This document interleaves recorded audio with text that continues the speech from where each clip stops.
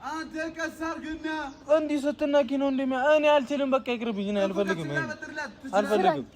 አልችልም እኔ ትችላለህ። ኧረ ቤተሰቦች ስራኝ ቀስ ብለህ ነው የምታበጥረው፣ በንዴት አይደለም። መጀመሪያ ተናደርኩም። ቆይ አንዴ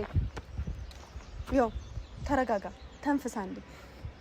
እንዳትያዥብኝ። ሙድ እያያዝኩ አይደለም። ሙድ እያያዝሽ ነው። እኔ አልችልም ፀጉር መስራት። መጀመሪያ ተረጋጋ። ቆይ ተነስ። እሱ የኔ ቦታ ነው። እሺ እኔ መሬት ላይ ልቀመጥ።